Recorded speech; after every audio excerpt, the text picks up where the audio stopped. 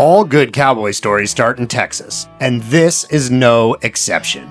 George Harvey Strait was born in the small town of Poteet, Texas on May 18th, 1952. He grew up on a dusty ranch near Pearsall, just south of San Antonio, where life was tough, quiet, and full of wide open skies. As a boy, George lived in the saddle, riding, roping, hunting, fishing. Ranch life didn't just shape him, it raised him. So it's the way I grew up, I guess. My dad is a rancher, and growing up, he taught school and ranched. It's just something that I always did, and just kind of fell in love with it back then. But life wasn't always peaceful. When George was still young, his parents split. His mother left with his sister. George and his brother Buddy stayed behind with their father. That early fracture and his father's quiet resilience left a mark. It taught George something he'd carry the rest of his life: how to keep moving forward, no matter what. Music would define George, but growing up, he didn't hear much of it at home.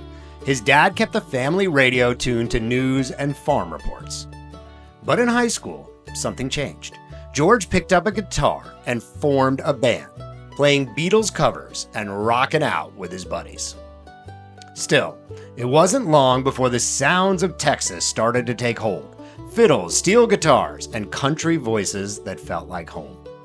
Live country music was everywhere in Texas, and slowly, George fell in love with it. He was just a regular small-town kid. Sports in the fall, ranch work year-round. But the biggest thing in George's life back then? A girl named Norma Voss. High school sweethearts. They eloped in Mexico just after graduation in 1971. And against all odds, they stayed married for over 50 years. In a world full of fame, chaos, and broken homes, their bond has stayed strong. George once said, "We do almost everything together." In a music business filled with broken homes, that kind of loyalty is rare.